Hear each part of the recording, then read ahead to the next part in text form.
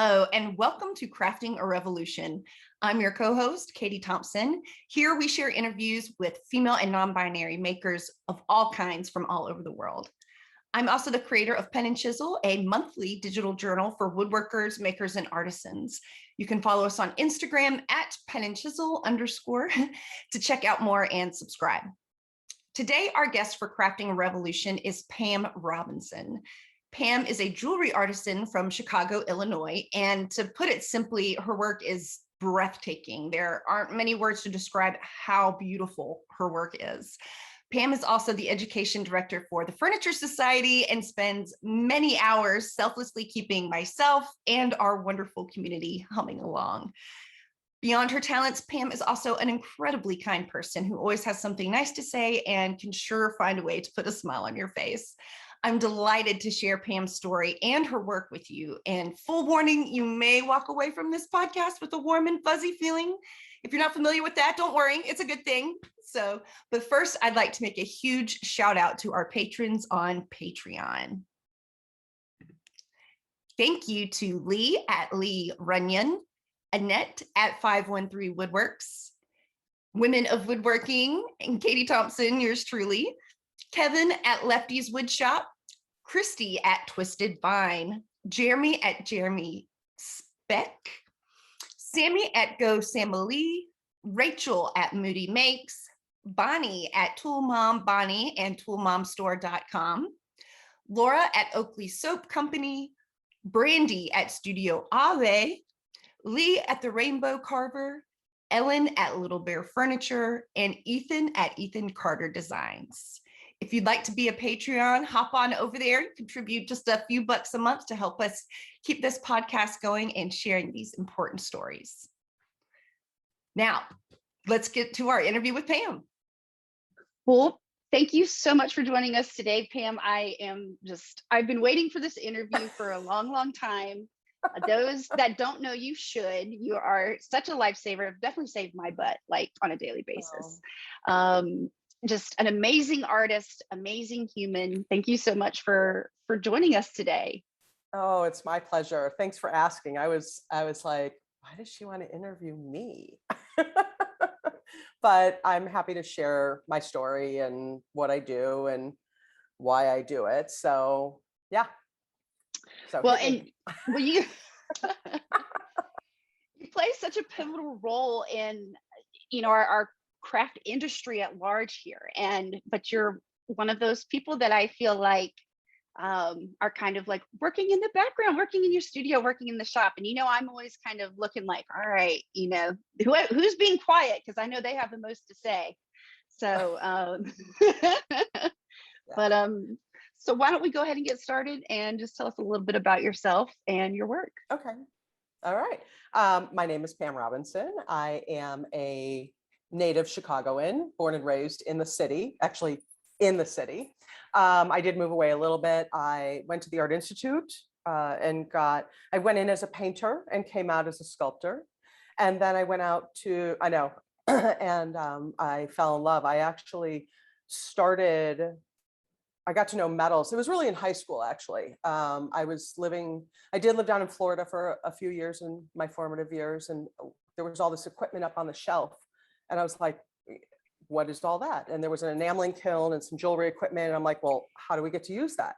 And what is that? Because I had only been painting and drawing. And so they said, well, you have to go to the dean's office and get a class together. Okay, how do I do that? Or you need 6 of your friends. Okay, I'll do that. And so I got 6 of my friends together in art classes, and we got to enamel, which I was completely in love with. And that is powdered glass fired on metal. And you can use it as a very painterly technique. You can do it on steel or on silver, on copper. I did mostly these wall pieces on copper. And I completely fell in love, and having a painting background, it was just a natural progression. You can't mix glass like you can paint, but you can layer. So I had a background in color theory, which helped. And so, well, what colors do you layer over? What colors to get other colors? So I fell in love with that. And then my choosing a college, was determined by who had the best painting program and who had a jewelry program or enameling classes, really. And so the enameling let me into the Slight Metals, and I went to the Art Institute and here in Chicago, and completely fell in love and immersed myself totally 100%, 24 hours a day, pretty much in school. And then I fell in love. I started working for some jewelers. When I was in school, I worked for a costume jeweler, and then I worked for some silversmiths, and then I worked for a goldsmith, where I would file castings all day until my fingers bled at the end of the day. But that's how you learn. I polished. I got really good at polishing, and anybody who knows me knows that I love shiny things. So, so that's where that came from. And then from there, I had to make some decisions of what I wanted to do. And I decided that I wanted to go out to the Gemological Institute out in California and study gemstones. I did have a minor in art history. And so while I was out there, I determined that I really liked learning more about the history of the gemstones than I did actually grading the gemstones. So, but I did it, and that was fun. And then I started, again, I just worked my way up. I was working for jewelers, and then I started teaching. And actually I was teaching while I was at the Art Institute. I was like a substitute and whatnot. And then I started teaching, and I was teaching out of my studio. And then I was teaching at an art center. I started teaching at an art center. I was there for 28 years here in Chicago. And I started just as teaching. And then I became their director of the department. And then I became one of the directors, like their education director, director of the art center. And so then last year, as it was a big change for everybody, there was some big changes for me. At that point, I had already started working for the Furniture Society. And then I decided it was time to open my own studio.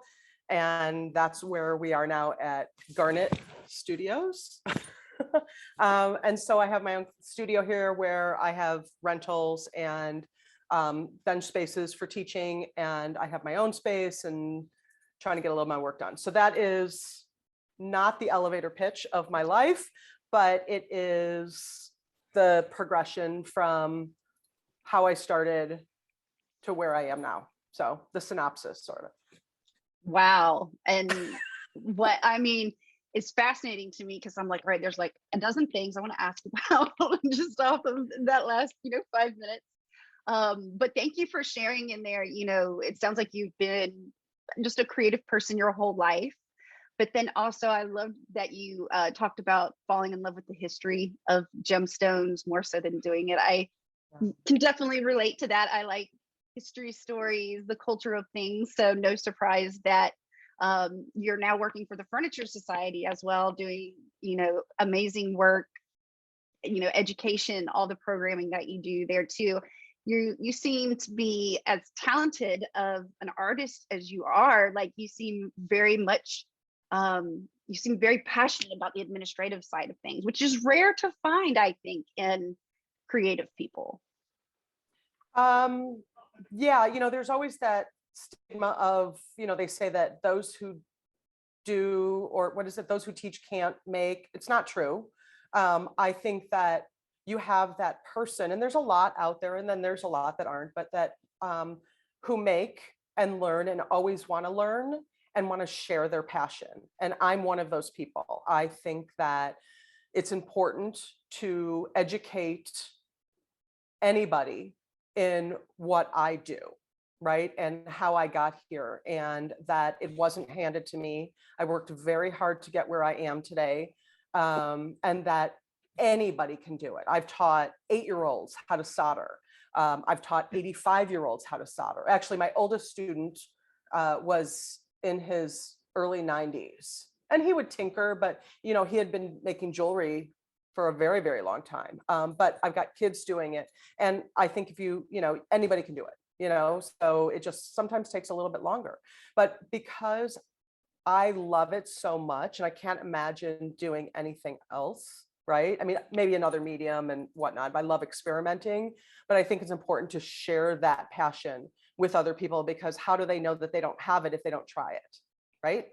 So, and that's, I think, why I got into the administrative side, is to have that opportunity to share what I do and to share it with other people, and to make people understand, give them the opportunities, give them the classes, give them the workshops, give them the, whatever to be able to do, to make, right? So I'm not a fan of all of the emails that I have to send, but for the most part, that's the downside to administrators. Pam.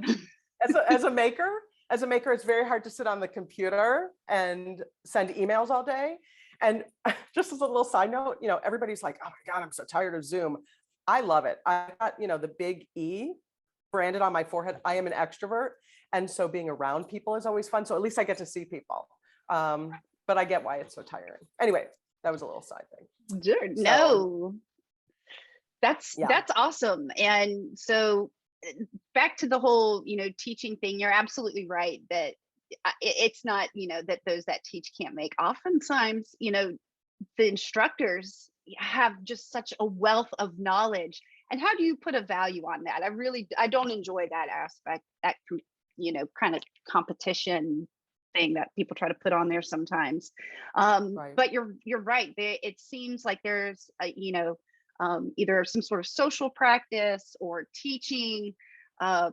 People want to share what they know, and we love what we do. So it just comes very natural to want to share that. I would feel. So how long have you? It sounds like you've been teaching for quite a long time. How long have you been teaching yourself out of the space you're in currently?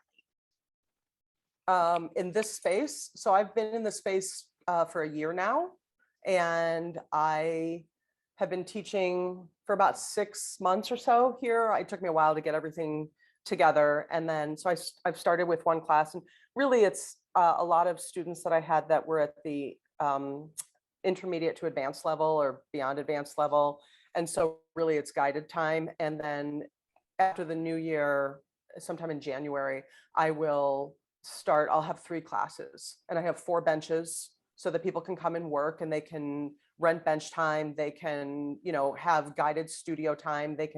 And then I'll have classes where I'm actually teaching, eventually maybe some beginners, and then, we'll go from there. Wow. Well, that's because it looks like you have a ton of space in there, and sounds like a very good structured way to start your own kind of school, your own teaching practice. Right. Having students that have some experience that you can, you don't have to be watching or helping constantly. Like with beginners, when I was learning this ladder, I felt like there was only 4 of us in the class, and I still felt like I was hogging the instructor all the time. Am I doing this right? And so but you have that's what the instructor is there for, and that's what you're paying them for, right? Absolutely. So would you say you have like maybe 4 or 5 students at the most? Probably 4 students at the most. I only have 4 bench spaces, so okay. 4 students at a time, and I love that. I love it's better than having one, because then they work off of one another, so they feed off of one another. Yeah. Right. And then maybe someday it'll grow, but I'm very happy with a small space. And then I've got, like I said, I've got 7 renters, so sometimes they're here. Wow. Working as well, and then they can ask questions off of them. So yeah, it's great. You've got your own, studio right. business. Right. Yeah, that's amazing. Yeah, so I feel very fortunate. Anytime. I already kind of do. Right, you do. Which I love that aspect of my life too. Is working for the Furniture Society has been pretty incredible. So. Well, let's take it back to your creative practice. Speaking about growth, that's a good segue. It's funny, painting, I feel like, is kind of like the entryway to all things creative. And that's just a way that a lot of us, I think, I'm really sad that art isn't emphasized as much in schools as it was, because it was painting and art class that was my first, like, I love this. Like, I love art. I can just, having that exposure. So for you, was there a formative moment that you were like, okay, this is, exactly what I'm going to do? Or would you feel that your journey has been a little bit more fluid? I know you're a very organized person, so I'm dying to hear, how you've approached this. It's so funny because some people would say that I'm definitely not organized, but I am. in certain aspects of my life. More than me, at least. Well, I have to be with work. I have to be organized. No, I would say that turning point when I was in high school. I mean, I've always had like, apparently when I was really little, my mom had bought like one of those small plastic wheels for ceramics. And I used to throw little tiny things on there when I was like 4 or 5. And then I'd always done art classes, always. Anywhere, any school, I was always like, I want to be in an art class. I want to be in an art class. And I know it sounds weird. I wouldn't say that I'm like any Michelangelo, but I enjoyed it and I had fun. And I love the experimental part of it. I love the science side of it. So I would say, I did it all through grade school. And then I got to high school. And then, like I said, there was all this equipment and it was like, oh, what's that? And learning how to enamel and learning how to cut into metal, it like changed me. I just thought, oh my gosh, and it was a different way to get my hands dirty. It was a different way to work with equipment. And there are ways to combine all the loves of, all my loves of art. And so, like I said, that when I was choosing a college, it was based on who had enameling in their program. And so of the schools that I applied to and got into, I decided to come back to the Art Institute. I really liked, they were a painter school, right? So I was like, oh yeah, I'll go paint and I'll do enamel. And then I ended up living practically in the basement, which is where the sculpture department is. And I basically lived down there for 4 years and it was amazing. It was an incredible experience. I had mentors who really pushed me and pushed me to push myself. And so high school is, to answer your question, I know I'm like, going off tangent a little bit, but high school was really that turning point of when I got to experience different mediums other than painting, drawing, and ceramics, which is all I knew. Right. So.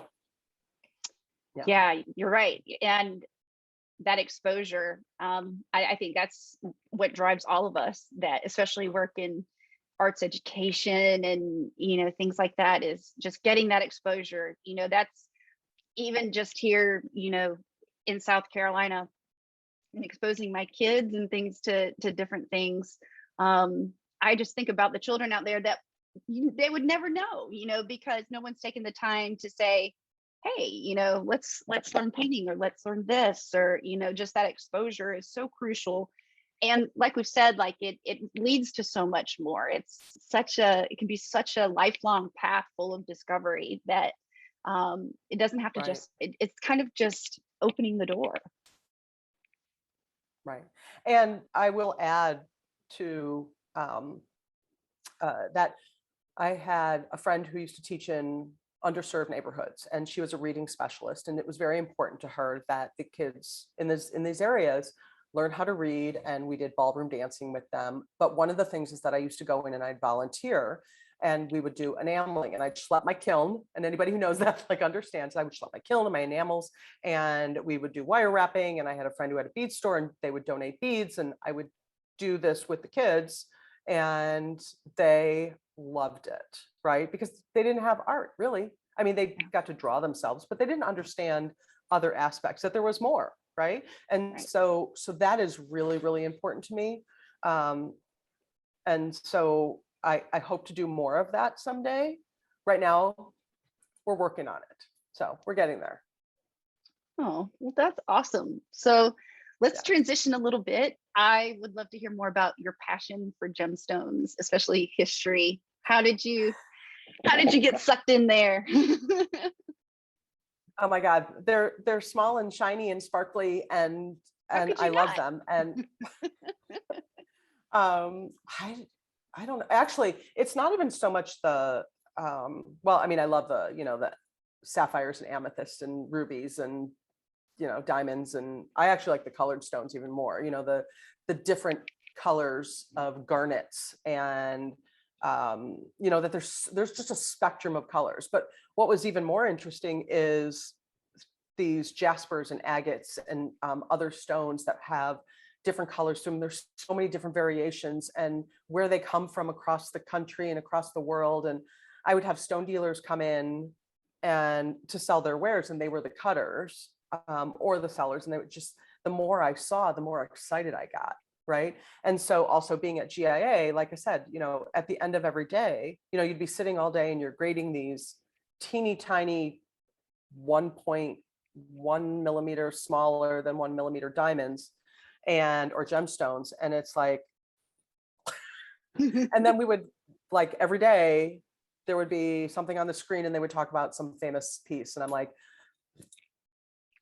I want to hear more of that. Right. So, yeah. So, and when I was teaching more classes, I would try and incorporate a little bit of history, because I think that that's important. It's not just about the teaching of the technique. I think that people need to know that, like, when we cast something, and I have a centrifugal casting machine, that we didn't come up with this. The Egyptians, they were really good engineers and architects. They came up with this technique of casting that we still use today. And that was how many thousands of years ago? I mean, so stuff like that. And people are like, oh, that's really cool. And I think when you teach a little background or a little history about something, that people have a better understanding and a better appreciation for it. So, but as far as gemstones, I mean, I don't know, they're just so delicious, right? You do want to eat them. You just want to, like, you do. Is it wrong to say that I want to, like, roll around in a big vat of gemstones? I mean, it would probably hurt, but Scrooge McDuck style. I would go just, like, right on in there. Right? I'm gonna go head first, right? Yeah. No, that's amazing. Yeah. This is taking me back to my first visit to the Smithsonian as a kid, and, like, seeing the Hope Diamond and just being, that's something that everybody knows. That was all I, had really been exposed to at the time. And I was just, like, completely blown away by that. And yeah, it's hard not to get sucked into that. So what is your favorite? Do you have a favorite, like, historical piece or kind of, like, famous piece that you're like, that's one of my top 5 right there, that you just really like? Well, it's funny because I'm actually looking at a poster that I have from when I was at the Smithsonian, and it's of diamonds that were cut in the alphabet. And so so each one is cut into, like, it was done by a company in New York, but they cut the diamonds at the whole alphabet. And I thought that would make a super fabulous necklace. And actually, if we made a necklace for a friend, and they were made out of buttons, and we cast them in silver. So, but I would say, like, things like, I mean, I love the history and the lore of the Hope Diamond, but then there's, like, the Taylor Burton diamond, and the stories about how she used to just, like, throw it for her dog to play with it or something like that. I mean, I don't have one favorite, because they're all special in their own way, just like your children, right? Well, maybe you do have a favorite. I don't know, but I won't tell. You're too funny. You're too funny. But there's so many great things. Like, there's lots of stories about, the jewelry that's worn on people throughout history, and men were first wore pearls, and it was a sign of how much money they had, a sign of wealth, right? And the more and the bigger they had, the more wealthy they were. And so if you look in old paintings, you're at a museum and you go and you look, and you'll see that they're wearing, these pearls, or that, like, oh my gosh, I can't think of the name of it right now. Thingies. Yes. No, I can't think of it now. It's like a brooch, a pin, but it's got a ribbon. Yes. It's got a ribbon on it, but it usually has metal on it, and it's got diamonds in it or gemstones. And anyway, but if next time you go to a museum, most people are just looking at the painting as the painting. I am looking at, like, oh, what are they wearing? What is she wearing? And they've strategically placed their hands so, like, that the ring is facing out, so that you see everything. Right, exactly. Yeah. Again, a sign of wealth. So yeah. Anyway, so that, that is, I don't have one favorite. But like I said, I love the history. And the more I can find out about something, the more excited I get. So I'm going to break it apart. Absolutely. Absolutely. So, would you say, my question is, why did you decide to go with the custom route with your own work, which for me, of course, when you're doing all these other, volunteer administrative teaching sort of things, that really does limit the amount of time you're able to completely, give to a collection or, traveling across the country to do shows and things like that. Would love to hear your decision, what was behind that decision to go the route you went. Yeah, it's super easy. It's a really easy story. In the early years of when I started making, and I was out of school and I was, wanting to sell, I'm going to be an artist and I'm going to sell my work and I'm going to make lots of money and I'm going to live off my artwork, right? Because that's what they teach you at art school. And so I was doing some smaller art fairs, and I have a pretty thick skin, but after a while it wears you down listening to people going, I can, why is it so expensive, right? And they don't understand, or like, I can buy that at Target. Well, I don't think there was Target back then, but whatever. But like, I can get that cheap. And they're just like, they don't understand, right? And you're there to educate them. So it was a lot of doing that. And then just the physical aspect. I also had to go from like, doing the art shows where you could just set up a table with some cases on top of a table. And this was many years ago. And then it was, okay, I either need to jump and start doing the higher end art fairs with the bigger setups in the booth, or I go custom. And I really I decided not to go the art fair route. I decided to go custom. And the reason is I got to work with clients, and I really was able to I would sit and talk with them. What are they like? What do they like? What are they looking for? Why are they coming to me?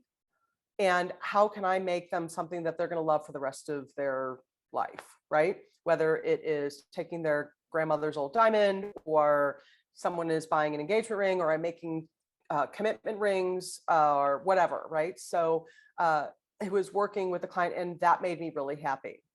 Now, on that note, custom is not for everybody. It's very difficult when you have someone that you have made exactly what they wanted and they don't like it. And that's across anything, right?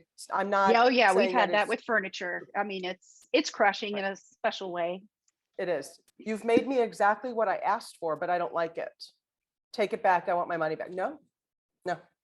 So, I always tell people, I'm like, when I do a lot of consulting as well for people who are just starting out, or they've been making and they want to get their business going, whatever, is that, you are valuable, first of all, and you have a value. Your time is money. And you should also get a non-refundable deposit. It should be in writing. Have people sign it, and there's a whole other legal aspect to it. I'm not going to really get into it, but it's important to do that. And I will say I've had one person who almost made me quit making jewelry. And then I was like, I'm not going to let this person get the best of me. But I tell that story all the time. So I did make some adjustments to the piece. I did charge them for it because it's my time, and I made them exactly what they asked for. So anyway, so that's why. And then, but that I didn't let that get me down, right? It's like, well, should I go back to doing art fairs? No, right? I'm still going to do custom, and 9 out of 10 people are happy. Hopefully 10 out of 10. But if you have 9 out of 10, of course, that one is always going to be the one that you remember. But sure. I'm a pretty positive person, and I'm going to try and remember that those 9 people are super happy, and I made them happy, and they liked the work, and they came to me for a reason. So, and that's why, and I still do custom work to this day. I still have clients who come to me because I'm a small business. I can make them what they hopefully want. It's a one-on-one personal relationship versus just walking into a store and buying something.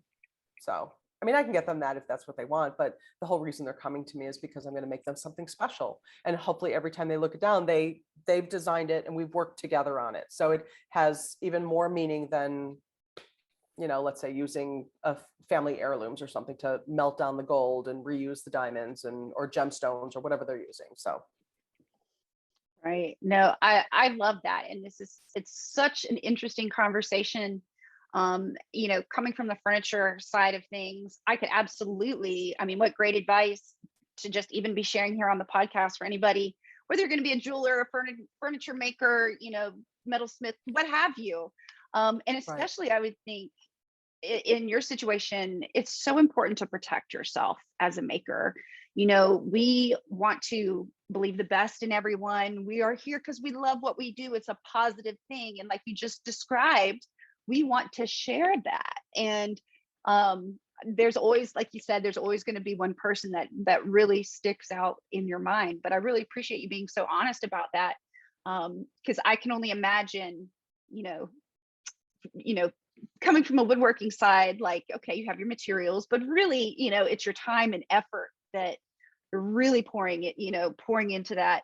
And to have such a high upfront cost for, I'm sure it's, but looping back around to the custom route, I think it's very interesting that you went that direction, because you do love stories and you're getting the story from your customers, you're getting what they want, and you're helping continue their story in such a pivotal and like special way. And that's really beautiful. Thanks. Yeah, it's good. And it's learning a little bit about them, so you have kind of a historical aspect to it, right? And then I'm sharing stories with them, right? So I may look at their stone, right? So let's say, for example, they inherited something and they want to make something out of it. I'm able to look at their stone, grade it, and then show them and tell them more about their stone. Maybe I can't tell them where it came from, but I can tell them like the history of where some were grown, or what happens in the earth, or whatever. I mean, and then if they tell me the story of how their grandmother or their grandfather gave it to their grandmother, right? I have pieces from my own family that I really treasure, because there's some good stories there. Someone owed somebody something and they went to go shake them down and they gave them some jewelry, and I now have it. So I love that. I love that whole aspect of it, but it's good, right? You've got pirate gold. You do, don't you? Secret. Hey makers, today's episode is sponsored in part by toolmomstore.com. At toolmomstore.com, you can find any and all tool-based merchandise for all genders, all sizes. They've got mugs, they've got shirts, all kinds of cool stuff. I have one of the shirts myself that has the hashtag woodworkher on it. And I also have a couple of the mugs that define what and who is a tool chick. So super excited with the merchandise that I have. I know that you will be satisfied as well. And also great discount for those of you who listen to the podcast.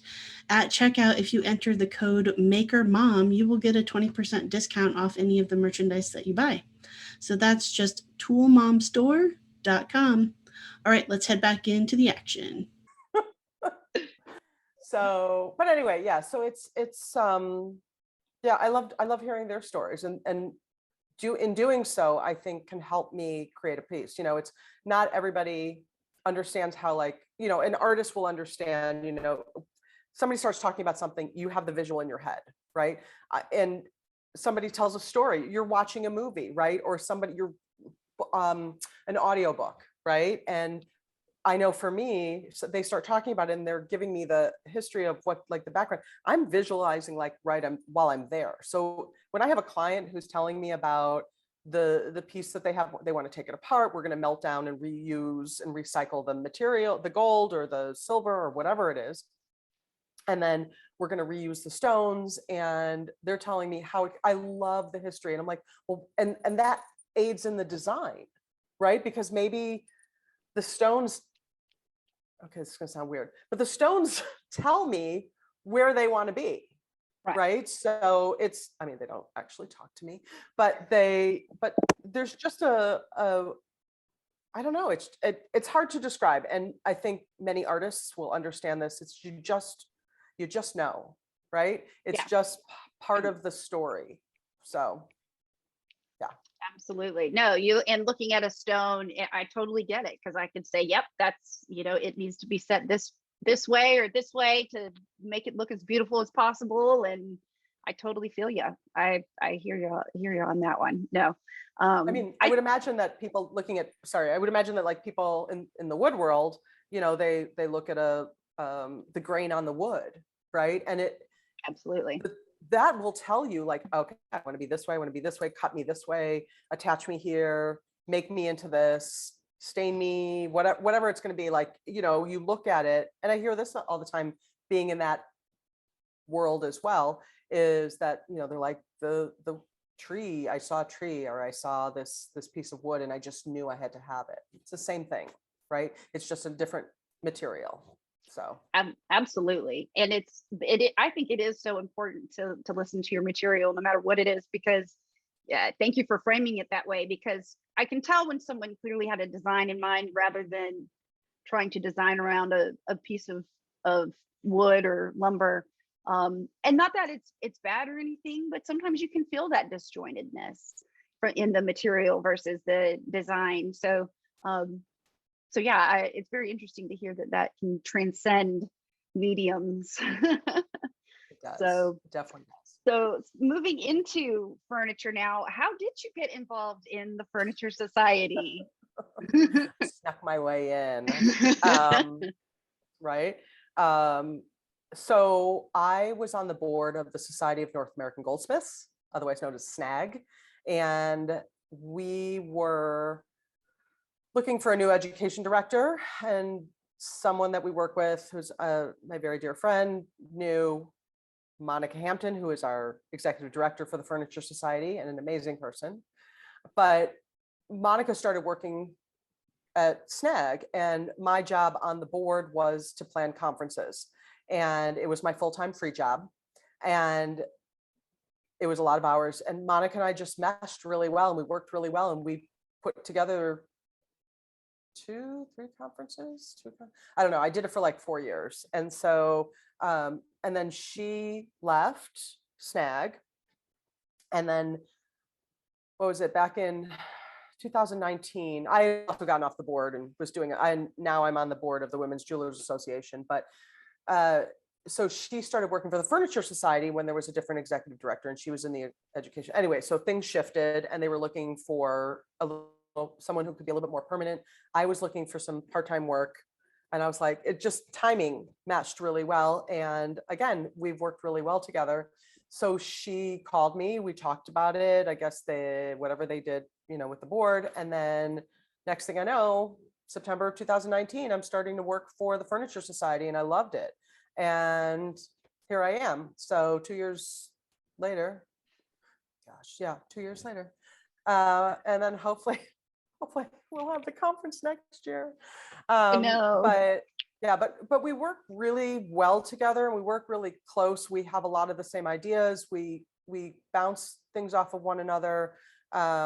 She's an amazing person, as you know, but she's also a really incredible leader and has great ideas. And and I think that's what makes us match. So it's who knew I would end up working for the Furniture Society, but I think also working for a nonprofit or being on the board of a member-based educational nonprofit, that it doesn't matter the medium, it's the experience, and bringing also my background in putting together conferences and working with people and being a people person and so on and so forth, that it was just a natural fit. So I feel very lucky, and I've met so many amazing people, and I'm not just saying that, I truly mean it. And I cannot wait to actually meet people in person as opposed to just on Zoom, because I feel like I know everybody, and I'm going to get to a conference and it's going to be so much fun. I just can't wait. So yeah. So that was my road to the Furniture Society. And I can testify to how amazing it is to work with you and Monica. I look forward to our planning meetings. I always walk away, with something to think about, or even just in a better mood. Like, you both have taught me so much just in the past year. And so I'm really excited to keep working with y'all. And I'm the conference, man, I feel like my entire Women of Woodworking project, it's been going since, before the pandemic, but it's kind of always had this virtual element to it. And I've been wanting to find, like, there's got to be an event, there's got to be something that we can all get together. And it's great that we formed this affinity group, because now I feel like that's finally going to happen at this conference, that I'm finally going to get to meet all of these amazing people in this community that we've built over the past couple of years. And and I just know if you and Monica are at the helm, it's going to be awesome. So Well, I'm ready to get to work. Yay. Yeah, it's exciting. It's a lot of work, but it's a lot of fun, and it's very gratifying when you see things come together. And hopefully, I think people are going to be excited to be able to come together in person and safely, and enjoy the experience. So absolutely, it has to happen. I need this. Yeah. We need this. Right. We've been good. Right. No, and like I said, like the connections that I've made, working with y'all in this group, I know it would just be a ton of fun and such an inspiring bunch to be around, which brings me to my last question. Even though it's the Furniture Society, as much as I would love to see like a gemstone table, holy cow, we got to get one of these like gazillionaires to get you to make a gemstone table or something crazy like that. That would be awesome. But has there been anything specific through your work at the Furniture Society, or even just administrative work in general, we could branch that out a little bit further, that you've been able to pull into the creative side of your craft and kind of the making side of things? What's that been like? It's been really good. And it's given me some great ideas of what I can do with how I can incorporate wood into my work. So this year has been a little bit challenging for me personally, but I was part of a Instagram challenge. We had the furniture Instagram ones, but for my jewelry making, and it was link chains, and I'm a little behind on posting, but so I decided I was going to make bracelets every month. And someone, actually Zeke Leonard, had sent me some piano keys, and I took them apart and I started playing with the wood, and oh my gosh, I was like, oh my God, I love this. Probably not on a bigger scale, but like, and I was like, well, how can I make settings for these? So I started that, and hopefully I'll get it finished eventually and I'll post it. But who knows? I mean, I can definitely see incorporating wood into my metal pieces. I can't see myself switching mediums completely. I love working with metal. I love the way you can melt it. I love the way you can bend it. I love the way you can texture it. I love that you can add things to it. I mean, just the medium itself, and yes, I might end up with bloody hands at the end of the day, but it's totally worth it. But like taking, I don't want to do something like like Morgan Hill does, right? Or some other artists. And I actually have an artist here in the space who does work with wood and metal as well. And I can see doing it from a different perspective, that hopefully something that hasn't been done before. So it's exciting. I've always loved wooden jewelry, and I have a whole new appreciation for how things are turned and how things are cut and filed and finished. And it'll be interesting to see, like, where can I take that? How can I use it? What can I do in my own work? Because I didn't always just make jewelry, and I still sometimes will do larger pieces. Like, and here's the thing is that collaborating, right? Like how can I collaborate? Every now and then I collaborate with a glass artist friend of mine who does these amazing glass sculptural beads. She's Amy Lemaire is her name. You should look her up. I should definitely say her name. But she and I will collaborate every now and then, and she makes these. So how can I take what I've learned from working at the Furniture Society and the people that I've met and the work that they create and the technical and the knowledge that I've learned just from creating these virtual experiences and sessions that we've had, and how can I bring that into my own work. And so I think that that's something that I will definitely explore over the next couple of years. Again, being at a conference and seeing people will probably motivate and inspire. I'm trying to find that next thing. I'm definitely the type of person that I am not. Here's the other thing. Let me just back up for a second. Like, why did I go from art fairs to custom is when I was making, and if you're making the same thing over and over and over and over and over again, for me, I am not like, after a while, it's like, okay, this is a job and I'm bored. And so I need something different. I'm a hardcore Aquarian, right? So I am like, I need change is good. I need something new and exciting, but to also bring in what I've done. So I don't want to skip and do something new. I want to see how can this incorporate with here and so on and so forth. So we'll see. We shall see what 2022 and beyond brings when it comes to my practice. Well, I'm excited because wood and metal, there's so many similarities, even though you think they're like, and they are completely different mediums, but a lot of the same tools though. Yes. So and lots of ways to incorporate that into your work. And so yeah, I can't wait. I got to go look up your friend too, because I would love to see the collaboration that you and Amy did as well. Yeah, she's given me some pieces. She actually just had a piece acquired by the Mad Museum in New York, so I'm really proud of her. But yeah, so some pieces that she's made and I've made into some jewelry. So someday I'll get that. Those might be. I don't know. I'm really bad at posting. I'm really bad at updating my website. So yeah, someday.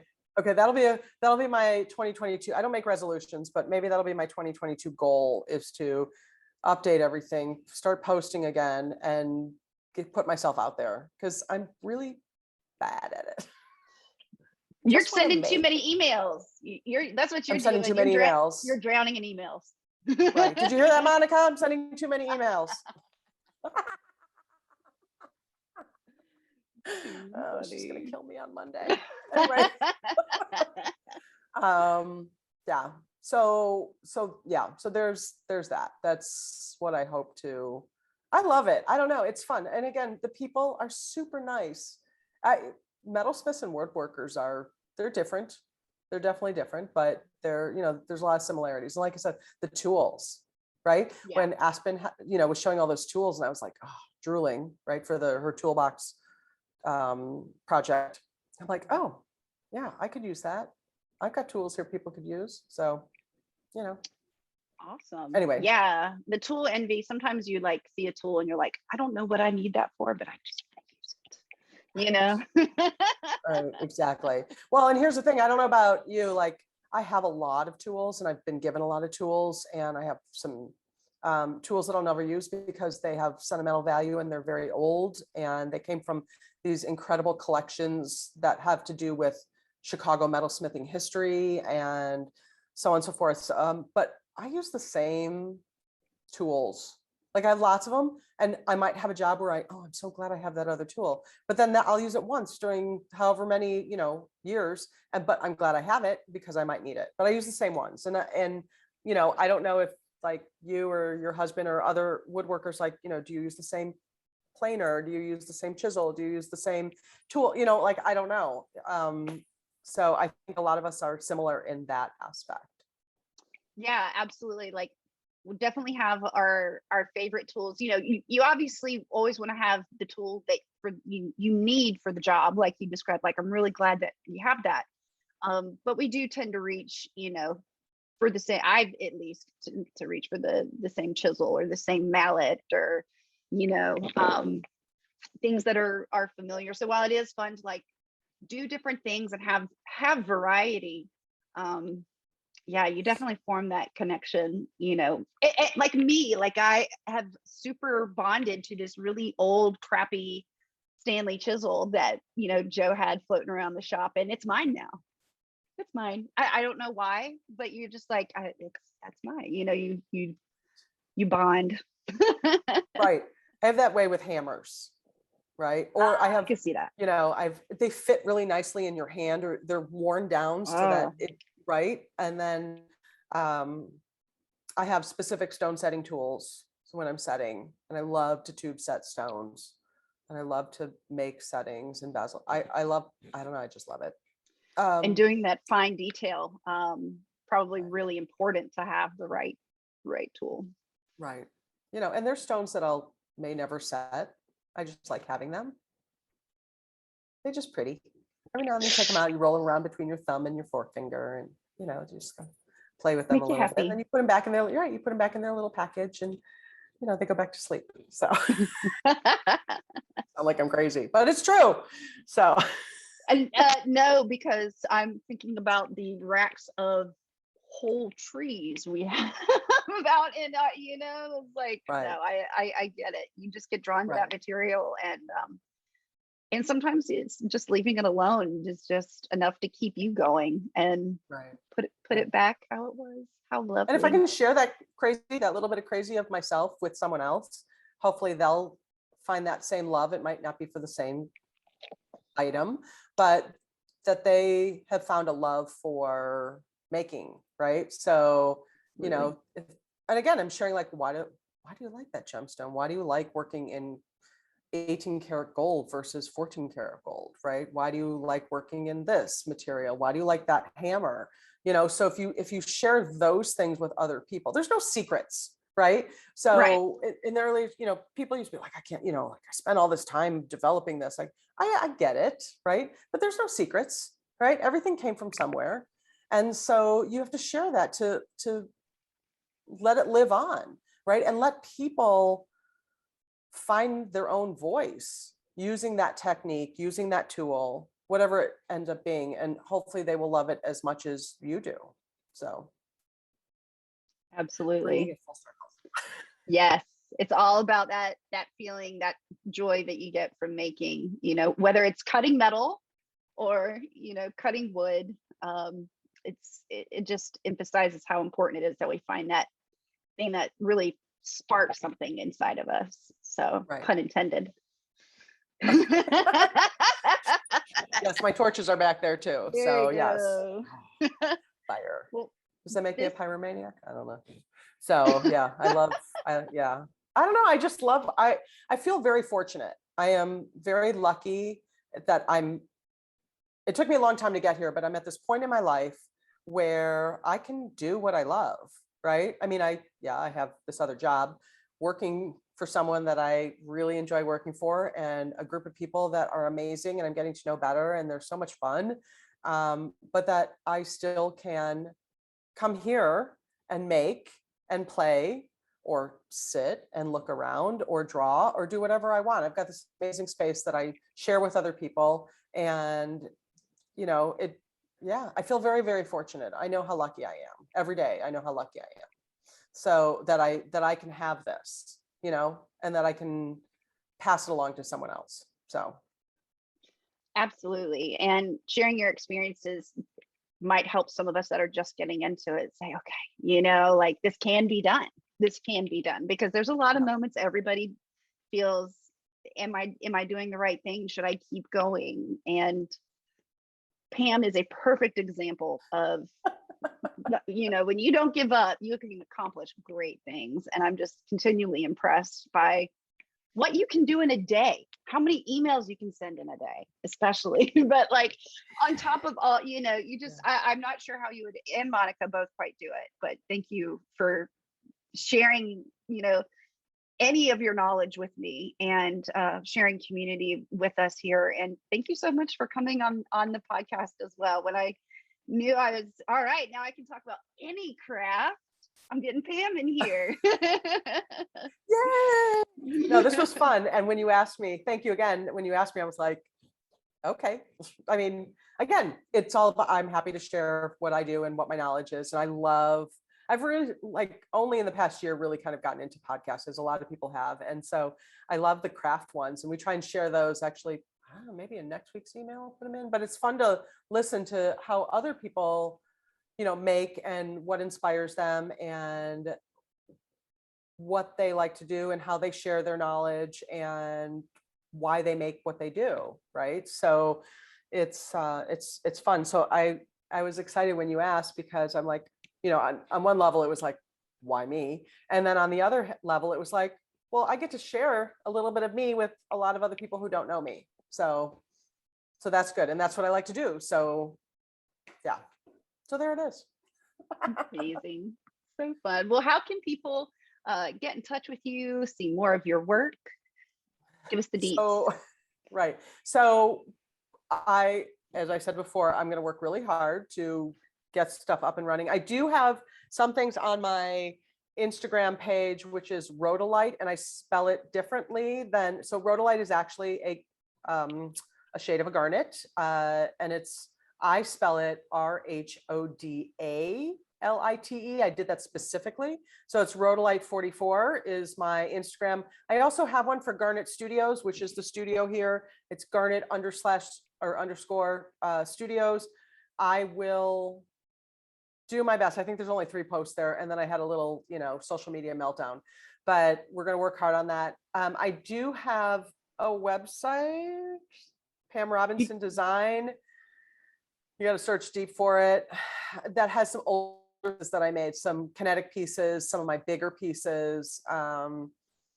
So yeah, so that's how people can get a hold of me. They can also email me at, I have lots of emails, but we'll say Garnet Studios Chicago @gmail.com.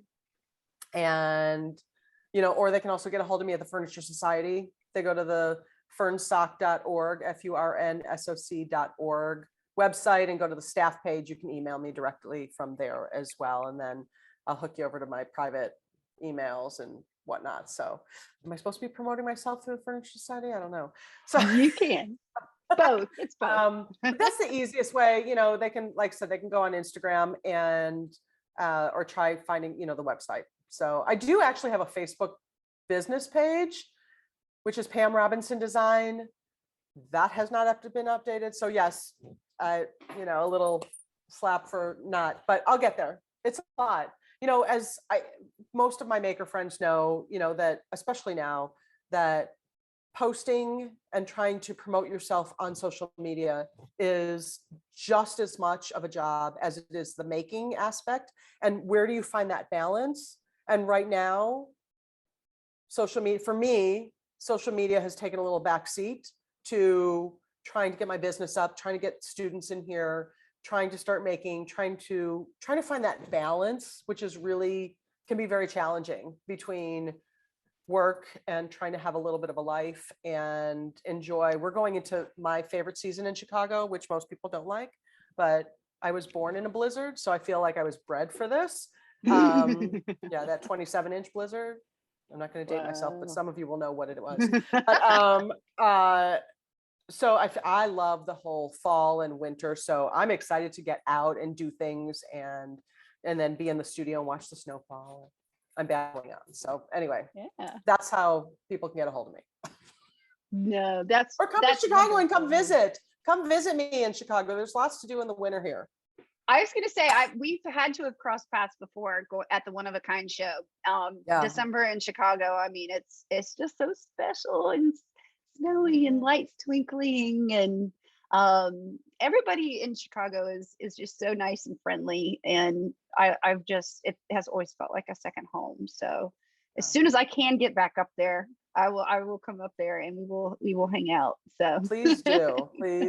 And it's, my studio is accessible. So that's always, yes. So I have a friend who is in a chair and she was like, yay, the door's wide, you can get right in. It was all good. So yeah. So yeah, that can be tricky in cities and studios. Still trying to figure out. I'm not quite to the point and where I'm like going back to the woodworking school regularly, but I'm already like, okay, how many things am I going to run into whenever I go and like finally take my wheelchair and things like that. So having accessible space and just Yeah. like you said, the studio and having that place for you to be able to go and sit and watch the snowfall and have your friends come, and it Right. should be a good vibes, happy place. It is, and we're all very happy. I was in a space for 22 years, a studio space, and it was a raw space, artist building. I loved it, but it was not accessible, and I had to make a ramp for my friend to come so she can take classes, but it was very raw, and there were issues with, it's the city. We'll just go with that. Right. Urban creatures. It's a problem in know. every city. It's not something Right. that's just Oh, no, unique it's to not. Chicago. Right. Absolutely. And so now I'm actually not in an artist building. I'm in a more of a commercial space, but I love it. And I think having people, around here and in this, well, nobody's here now, but, having people in the space and people to bounce ideas and talk to has been really great for me. So yeah, it's good. I love it. It's a good space to come to. I've got 1,040 square feet here. Wow. So yeah, and we're almost outgrowing it. Yeah, I want to you have can more fill it up students. fast. Yeah, it's amazing. And you probably understand this. It's so easy to fill up. While metalsmiths, I should say, like people who make jewelry versus blacksmiths, have smaller tools. There are some bigger ones, but we have more of them, right? So there's a lot of them. They fill up more space versus big pieces of machinery. So I've done my best to set up the space as conducive as it can be for everybody to have their workspace and get up. It's important actually to not have everything right at your bench. You should get up and go to a different space to solder. You should get up and go to a different space to hammer. You should get up and go to a different space to go get things. You should not sit all day, right, Sure. at one space and you're doing everything. So it's important to keep moving around. So Mhm. I need to practice what I preach, but for the most part, that,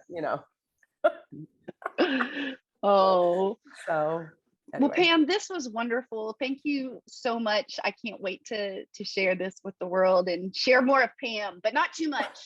Not too much. Right. Can't be taking Pam away from us. But Oh, thank well, you yeah. again. And Thank you. yeah, I'm gonna go answer some of your emails. Yeah, please do, because there's a few in there. I checked my email today. I may not work for the Furniture Society on Fridays, but I might have accidentally checked. I can't help myself. It's,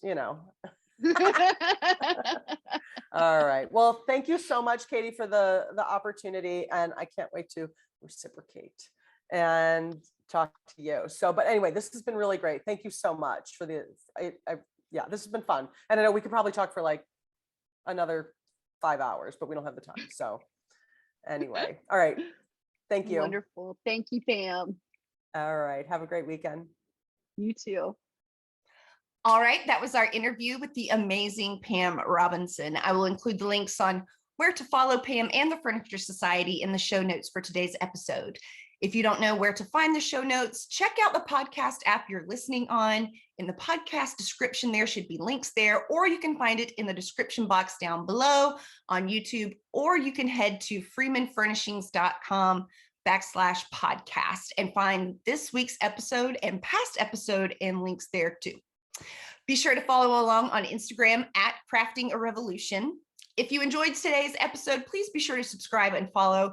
Head over to iTunes, leave a 5-star review. We appreciate the support. Thank you again for the continued love and support of the podcast, as well as Pen and Chisel. Let's go craft a revolution.